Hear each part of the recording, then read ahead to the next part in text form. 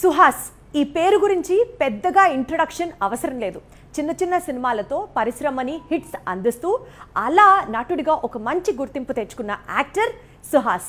అయితే సుహాస్ యాక్టింగ్ స్కిల్స్ని చూసి డైరెక్టర్ సుకుమార్ చాలా ఇంప్రెస్ అయ్యారు. ఎంత ఇంప్రెస్ అయ్యారంటే ఇండస్ట్రీకి ఇంకొక నాని వచ్చాడు అంటూ కాంప్లిమెంట్ చేశాడు. మొత్తానికి సుహాస్ని జూనియర్ నానిగా లెక్కలు కట్టారు ఈ లెక్కల మాస్టర్.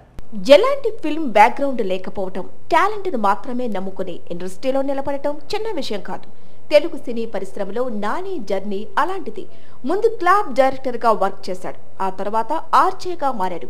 అష్టాచమ్మాతో హీరోగా మారి నాని కాస్త నేచురల్ స్టార్ అయ్యాడు. ఇప్పుడు సుహాస్ కూడా కష్టపడుతున్నాడు. హీరోగా నిలదొక్కుంటున్నాడు. యూట్యూబర్ నుంచి క్యారెక్టర్ ఆర్టిస్ట్ గా మారి ఆ తర్వాత హీరోగా రాణించి తెలుగులో మంచి నటుడిగా గుర్తింపు తెచ్చుకున్నాడు. Colour photo, writer Padma Bhushan, Ambajipeta marriage band లాంటి సినిమాల్లో సుహాస్ నటన అతడిని మరో స్థాయికి తీసుకెళ్లింది. ప్రస్తుతం ప్రసన్న వదనం అనే చిత్రంతో ప్రేక్షకుల ముందుకు వస్తున్నాడు.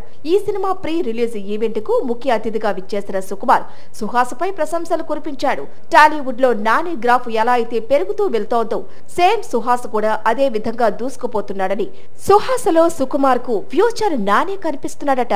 ఓ యంగ్ యాక్టర్ కు ఇది గొప్ప కాంప్లిమెంట్. పైగా పుష్పలో కేశవ రోల్ కు మొదట సుహాస్ ను అనుకున్నారట. కానీ సుహాస్ అప్పటికే హీరోగా బిజీ కావడంతో ఆ రోల్ ను జగదీష్ కు అందించాడు సుకుమార్.